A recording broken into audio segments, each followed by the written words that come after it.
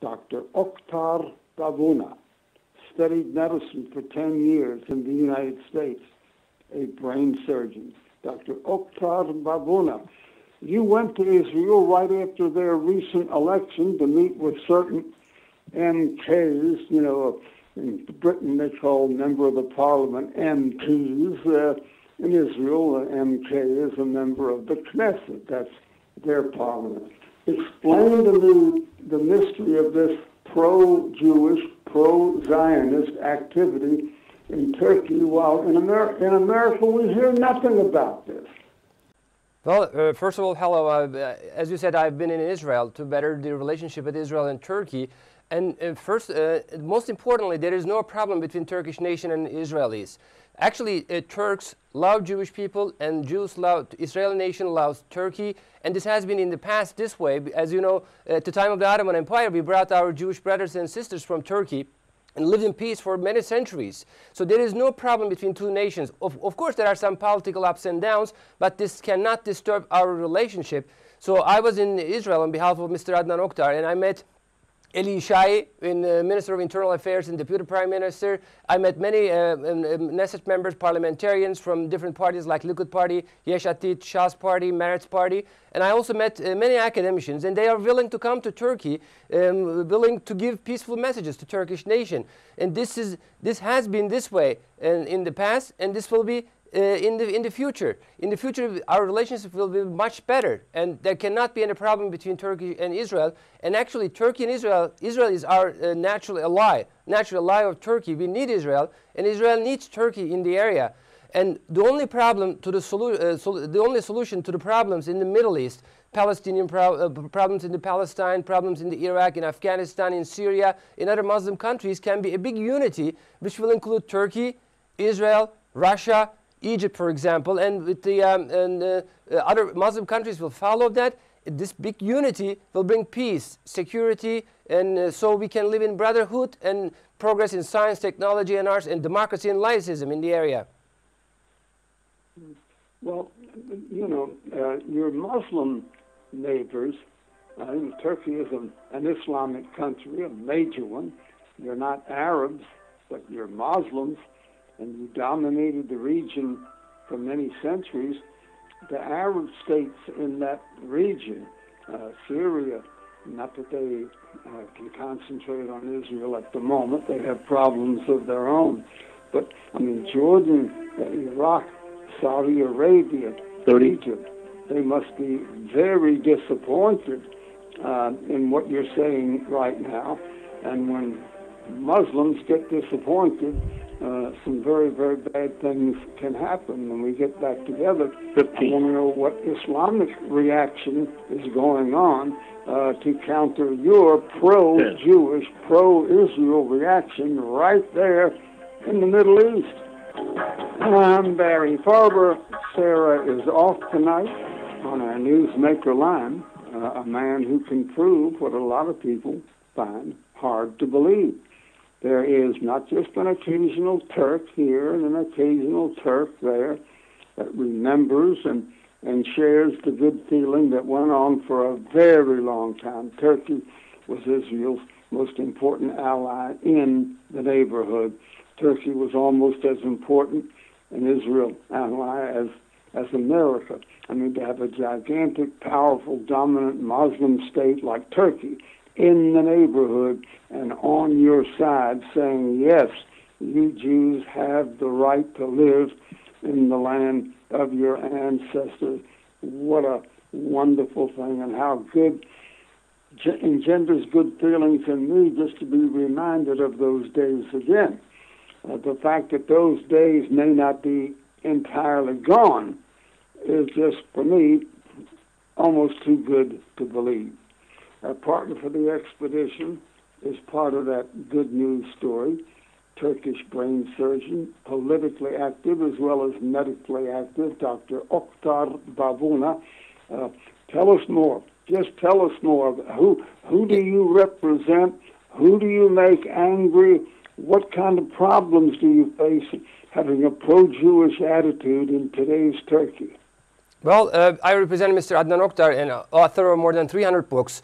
and he defends the idea that our Jewish brothers and sisters has the right to live in this area, but because this right is given in the Quran and nobody can take this away. But so are the Muslims and Christians in peace in the Holy Land. So I know anti-Semitism exists in some Muslim countries, but this is because of radicalism, extremism, and bigotry. This is definitely, anti-Semitism is unlawful. It's against the Quran. In the Quran, Allah says, I dwell in the Holy Land, which Allah has ordained for you. That is Israel. So children of Israel, the Jewish people, has the right to live in Israel, in the Holy Land, where they are descendants of the prophets, where their forefathers lived and worshipped. So they have the right to live there with Muslims and the Christians in peace. So we are not, I cannot say we are pro-Jewish or this and that, but this is from the Quran. And Jews are called people of the book according to the Quran. And Allah says the monasteries, churches, synagogues, and the mosques are places where Allah's name is mentioned much, are under protection of Allah. That is the reason why we lived in the peace at the time of the Ottoman Empire. Of course, there are some reactions, and when we invite and when we meet the members of the Knesset and the politicians in Israel, but this is, we have to educate these people. Killing radicals is not a solution. We have to educate these people because in Islam is a religion of peace, and in Islam there is no enmity and hatred against Jews, no enmity and hatred against Christians or any other Muslims. But these radicalist people, these bigot people, they have enmity and hatred against Jews, against Christians, against any other Muslims, and against women, for example, also. So we have to educate. Education is very important. But also the unity of Israel, Turkey, and Russia, and Egypt, and other Muslim countries, this will bring power, wealth, democracy, and freedom of thought and worship to the area. This will benefit for the United States also. I know in the United States there is kind of Islamophobia, but this is wrong because what the people doesn't like, the Americans are very nice people, highly educated, nice people. What they don't like is these people. What they don't like is these extremism and radicalism and bigot people. But this does not represent Islam. In Islam, the word is peace. So in Islam, there is peace and respect. For example, Muslim men are allowed to marry Jewish and Christian wives according to the Quran. So if you marry a Jewish wife and she is the mother of your children and she is your lover, how can you hate her? This is impossible. We can eat their meal, we can socialize with them.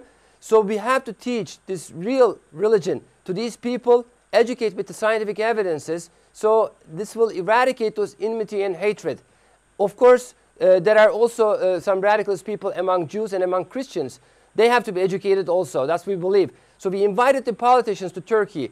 We had in the past large press meetings. Mr. Adnan Oktar had with Israeli politicians and rabbis in the past several years, press meetings in Turkey. And that was immediate relief of the tension between Turkey and Israel, because they gave with us peaceful messages from the Torah, peaceful messages from the Quran all together. And people understood there is no reason for enmity or hatred, which is definitely wrong, because of this enmity and hatred, everybody suffers from that. Israelis suffer from that, Palestinians suffer from that, Syrians suffer from that, Iraqis suffer from that. But this is, again, the origin of the problem is from radicalism and extremism, not from religion. A Muslim scholar once came on our show and explained something that was very, very interesting, very easy to understand. The anti-Semites in the Muslim world, they point to passages in the Quran that they say legitimize anti-Semitism, just as you are saying the Quran bans anti-Semitism. And here's the way the scholar explained it. He said there is a trick in the Quran. When Islam was small and weak, the so-called Mecca passages were very conciliatory towards Jews and towards Christians. But then as the movement grew and gathered strength, the mask came off. And in the Medina passages of the Quran, quite the opposite was said. And I said, well, how do Muslims know which passage is really operative? And he said, Muslims have no difficulty discerning and deciding which passages are operative. Is this accurate? Is this your understanding of the Quran? Quran is very clear actually, and there is nothing against Jews or against the Christians. They are called actually people of the book. And Allah says, argue with them, with the people of the book, only in the kindest way. So they have to be respected and with tolerance, mutual tolerance, and they have to be protected actually. And Allah says monasteries, churches, synagogues, and the mosques, where Allah's name is mentioned much, are under protection of Allah. So everybody has the freedom to worship. And Allah says, in other words, there is no compulsion in religion. So you cannot force anybody to believe in anything, and they are actually under protection of Muslims. If they live together, Muslims have to protect them. I gave you another example, remember a few minutes ago, that Muslim men are allowed to marry Jewish wives and Christian wives. If you are allowed to have a Christian wife or a Jewish wife, you cannot hate them. You cannot treat them with enmity or hatred. This is definitely against Quran. In the Quran, there is no racism. Anti-Semitism is, as you know, is a kind of racism, but which is haram, unlawful. Allah says, I created a man and woman. I created you from a single man and woman.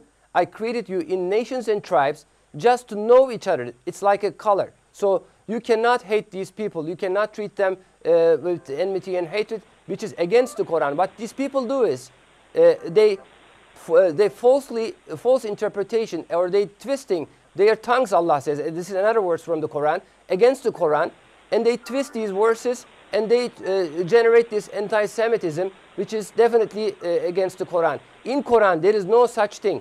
Allah punished some Jews in the past, but these are only in the past, and it is not today living Jews. And Allah, actually in verses, Allah says, Allah gave the right to live to children of Israel in the Holy Land. There are several verses about that. Sarah is off tonight on our newsmaker line from Istanbul, Dr. Oktar Babuna, medical doctor, brain surgeon, studied in the United States. Your English is phenomenal, doctor. Where did you study medicine in America? Well, I'm, as you said, a brain surgeon. I did my residency in New York University, NYU, Department of Neurosurgery, and I also did research in University of California, San Francisco, and University of California, Berkeley. And I love the United States.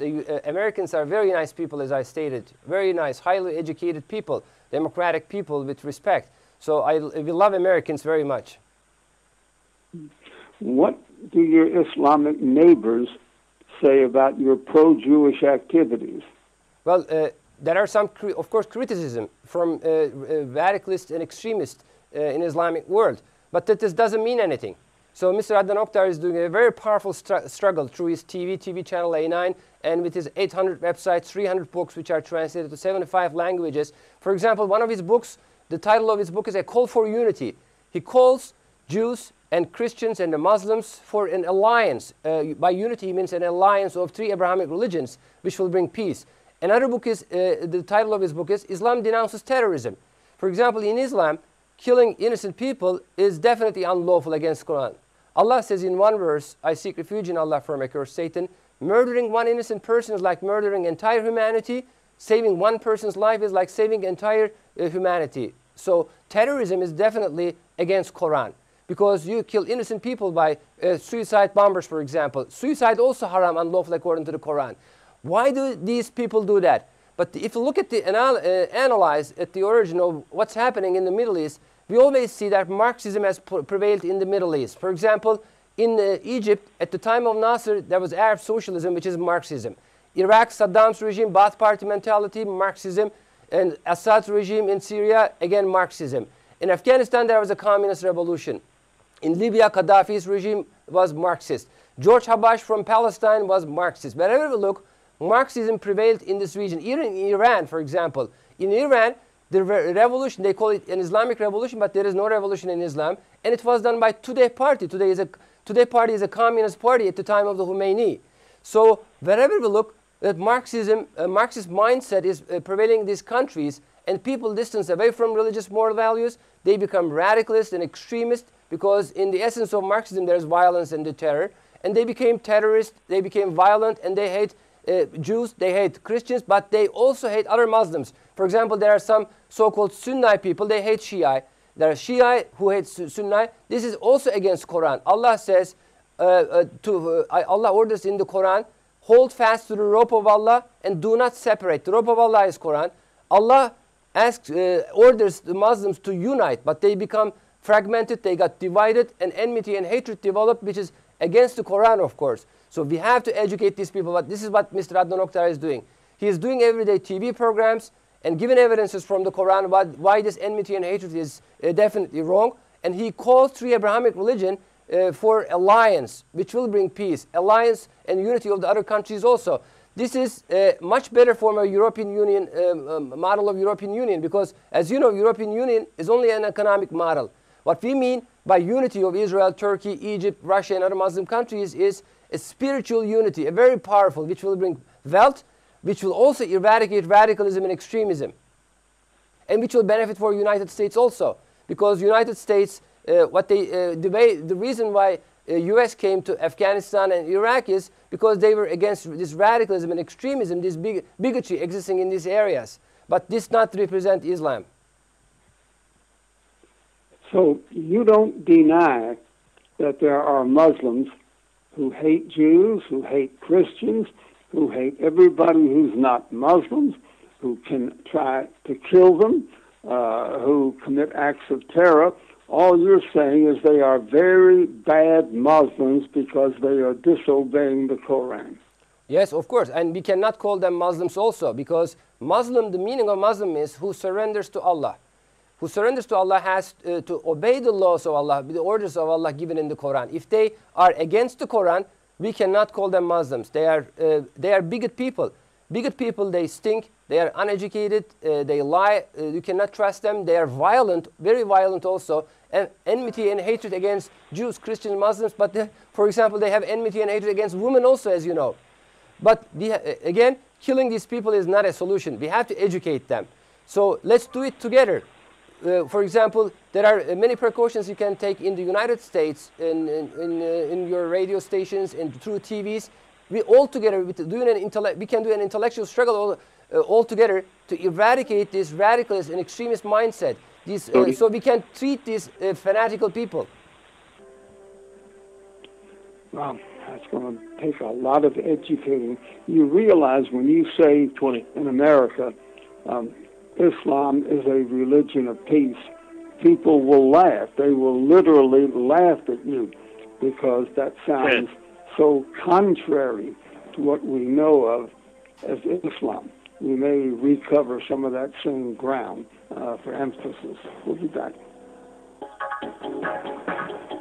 What an adventure to be living in Turkey, to have a government that is outspoken in its opposition to Israel, and in many cases to Jews in general, and to have an ongoing relationship with the Israeli government, with the Jewish people. This is remarkable. You really need more publicity in America, more attention in America. American media is not what it used to be. American medicine is better than it used to be. American media is nowhere near as good as it used to be. 40 years ago, everybody would know there is a movement in Turkey. They would know all about you, Dr. Oktar Babuna, and everything you're doing. It just tears me at my insides that you're doing all that work, and it takes a little courage because you're in a country where not all political disputes are settled through dialogue and talking nicely to each other. You're taking a very courageous stand, and nobody in America knows about you. Now, do people in Israel know about you?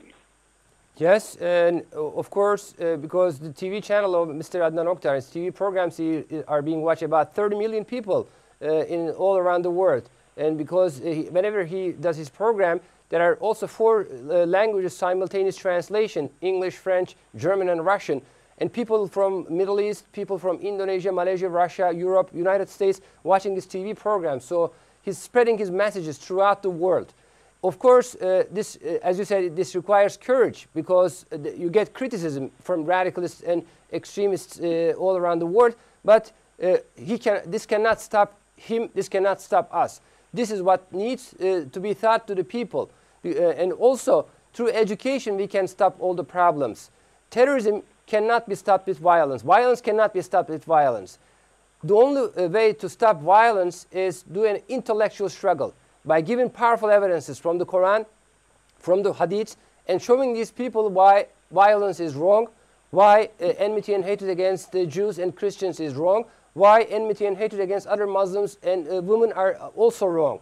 Because Quran, if you look at the religion in Quran, we see there is always compassion, mercy, love, tolerance, and justice. This is the same in Christianity. There is compassion, mercy, love, and tolerance, and justice. Same in the Judaism, actually, in the Torah. So what we need to do is alliance of the three Abrahamic religions is very, very important. An alliance of these countries is very important. Of course, United States is also our natural ally of Turkey, and Israel is our natural ally. So the other Muslim countries are seeing Turkey kind of a leader because of Turkey's experience from the time of Ottoman Empire and the good morality lived in Turkey. And more, since there is more democracy in Turkey, they see Turkey as a leader. So Turkey, by making alliance with Israel and showing this why this extremism and radicalism is against the Quran, will lead in the area, and other Muslim countries will definitely follow. Because in the 20th century, everybody suffered from this enmity and hatred. As you know, there were more than 300 million people were killed in the 20th century because of World War I, World War II, because of communism, fascism, racism, anarchism, and terrorism.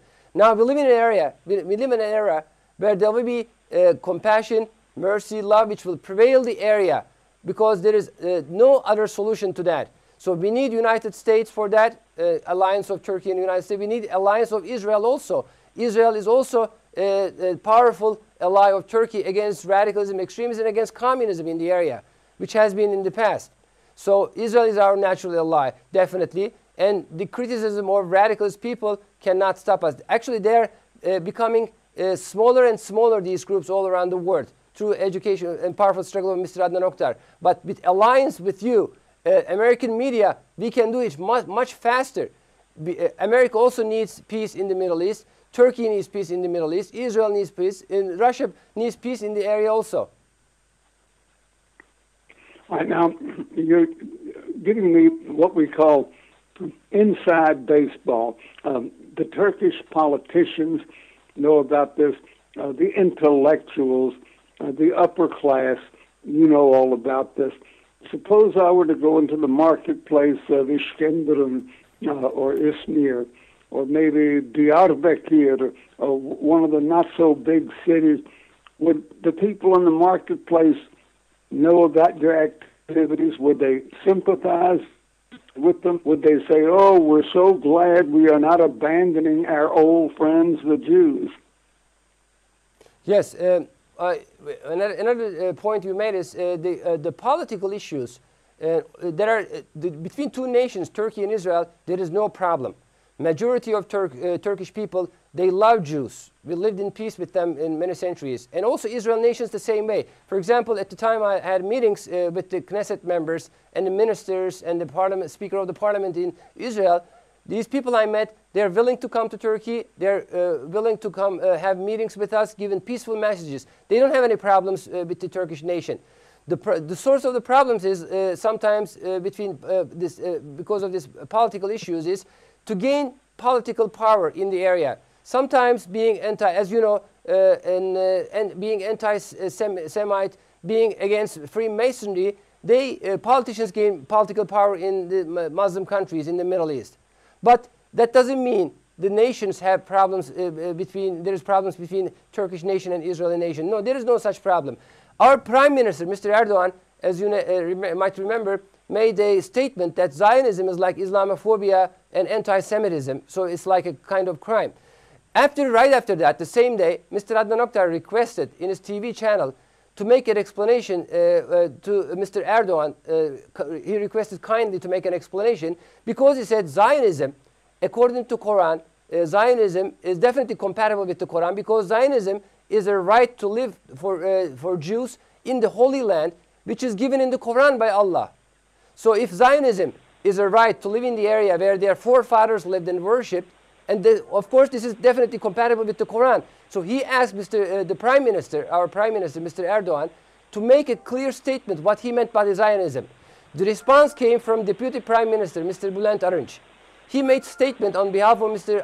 Erdogan, our Prime Minister. He said, we don't have anything against the beliefs of the Jewish people.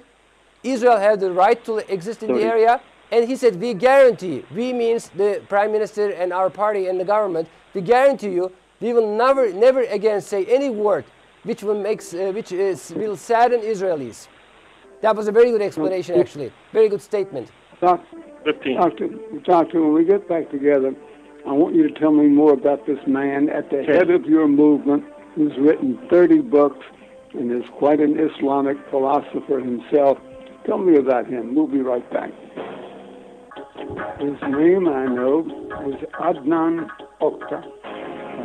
He is the one who Dr. Oktar Babuna represented and reports to. Adnan Oktar is, shall we say, a very energetic pro-Zionist. He doesn't dispute the right of Israelis to live in the territory of their ancestors. And he must take an awful verbal pounding being a leader in the Islamic world.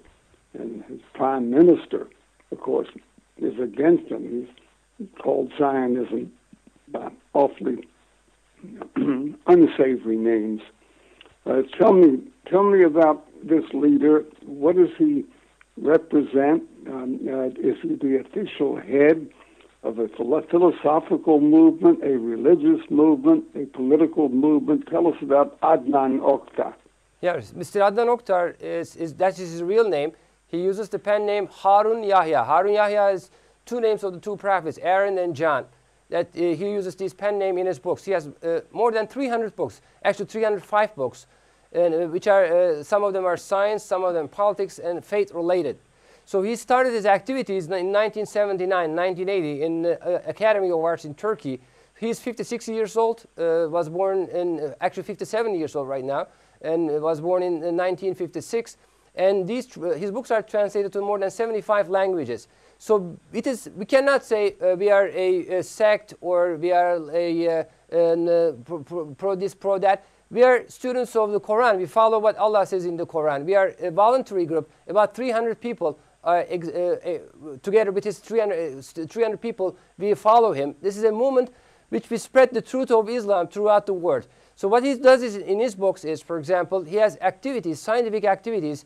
He gives the scientific evidences of creation of God, and he does an intellectual struggle against Darwinism. The reason is, Darwinism is not science. Darwinism claims that the life originated by chance, by natural events like natural selection and mutations. These are random events. But science tells us, because of the complexity and the sudden existence of fossil record, there is a creator. Allah created the entire universe through Big Bang, the matter, time, and space. And Allah created living things all of a sudden because 500 million fossils shows us they appear all of a sudden with sudden creation, not through evolution, by random events. But wherever we look, we see scientific evidences of the creation of a creator with omnipotent intelligence and power and wisdom. So he does this intellectual struggle against Darwinism, which is not science, because Darwinism's basic tenets, which are thought throughout the world, survival of the fittest. There's a struggle in this world, and the strong individuals survive, and the weak get eliminated, and the conflict is the cause of the progress. So if you put these tenets into the young brain, subconscious mind, of course these people can become a racist, these become a communist, a fascist, or a terrorist, because violence is in the essence of Darwinism, struggle for survival and survival of the fittest. Only strong individuals survive by crushing weak individuals. If you put these ideas into the subconscious mind of the people in the high schools or universities, telling them, you're a fighting animal. You have to fight for survival, and if you're strong, you will survive. Of course, this inevitably leads to violence and terror. However, in the three religions, Judaism, Christianity, and Islam, there is compassion, mercy, love, tolerance. You protect the needy ones. You don't crush them to survive. There is no struggle for survival. So there is peace.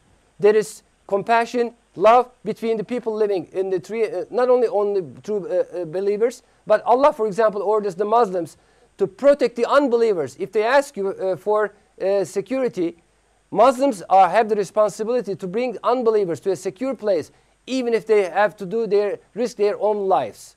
So true science has to be taught in the schools, not false science. Minister Adnan Oktar says Darwinism should be taught in the schools, but also the evidence, scientific evidence of creation, the impossibility of the proteins emerged by chance, and fossil evidence, 500 million fossils, should also be taught in the schools. So people can choose which way they go. But if you teach the scientific evidence which refute Darwinism, of course, nobody would believe in Darwinism. And that's the reason why he does a scientific struggle against Darwinism. This is part of his work, actually. Also, he does, as I told you, he has a book, for example, like A Call for Unity, Islam Denounces Terrorism.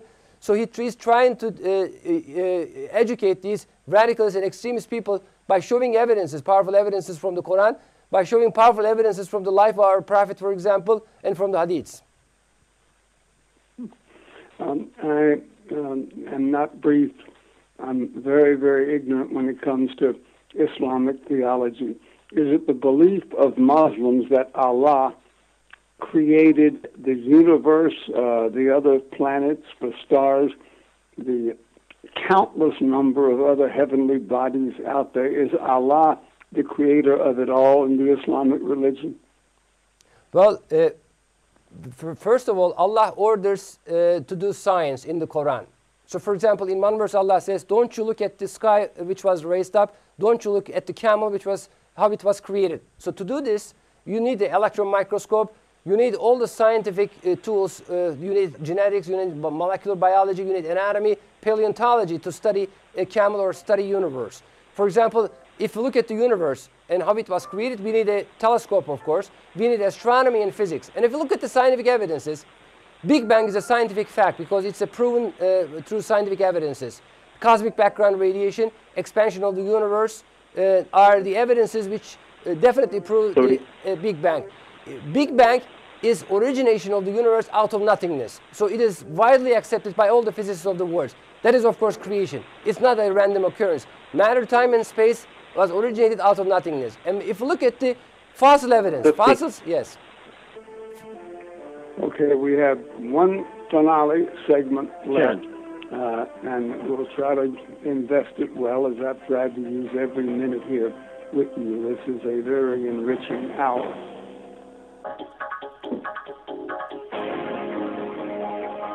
On our newsmaker line, speaking to us from Istanbul, new friend of these microphones, brain surgeon, educated in the United States, Dr. Oktar Babuna. We're not talking medical issues right now. We're talking about doing brain surgery on the world to make it less violent and more loving. He is a representative, and you might say a field commander for a leader, Adnan Oktar, author of over 30 books. And one of their major ambitions is to restore the historic good relationship between Turkey and Israel. That relationship suffered when Erdogan became the prime minister of Turkey and just wanted to fire retro rockets on that relationship, go the other way. Instead, I mean, he wanted to go from one extreme to the other, from being Israel's most prominent Middle Eastern ally and most prominent Islamic ally to the number one enemy of the Jewish state. I, as an American Jew who loves all democracies, whether they're Jewish or whether they're Protestant like Scandinavia, or whether they are Roman Catholic like the new Hungary and the new Poland, I welcome that attitude. I wish there was something we Americans could do to further their goals. Do you have any? Are you fundraising in America? Are you promoting your activities? Are you trying to promote what you're representing in America right now?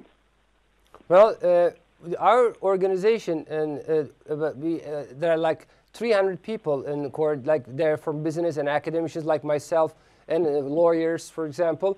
It is a self-funded organization, so we earn money for a living, and we spend it to gain the great pleasure of God. For example, Mr. Adnan Oktar published a book. Its name is Atlas of Creation. It is 7 kilograms, like about 5 pounds, this book. It is a huge book with the fossil evidence, giving the fossil evidence against Darwinism. And this book, close to 1 million copies, which were sent free of charge to major academicians, politicians, singers, actors in Europe, in the United States. And that was in the world media. So close to 1 million copies. And also we distributed 8 million copies of the booklet of Evolution Deceit in Turkey, every corner, in every city of Turkey. And I myself gave more than 1,000 conferences all around the world, in the major universities of the United States, United Kingdom, Europe, Indonesia, Malaysia, Israel, and many other countries on behalf of Mr. Adnan Oktar. So we do a very powerful struggle, intellectual struggle, eradicate the sources of violence and the terror from the world. And this can only be done with scientific evidences, with intellectual struggle. We have to educate these radicalists and extremists, but we have to also remove the underlying ideologies of the violence and the terror. And when we look at the analyze, we see it is Darwinism, obviously, because the tenets of Darwinism I just explained to you, which is a false religion because it is against all the scientific evidences. The reason why Darwinism defended is to keep atheism alive. Yeah, so by giving scientific evidences, we do this powerful struggle to remove the tenets of Darwinism from the subconscious minds of the people, which is survival of the fittest and the strong individuals crushing the weak individuals to survive. This is definitely wrong. In the world, between humans, there is compassion, mercy, love, tolerance. This is the way it should be. There should be democracy. There should be freedom of thought and worship all around the world, not only in Middle East or in Turkey or in somewhere else, in United States, in Europe, all around the world. That's really, actually, that's what we are doing actually right now. Well, I cannot argue with someone who is fighting his nation's leadership, not to make war, but to make peace with a neighbor. This will be very, very welcome news in Israel and among Americans as we come to understand it.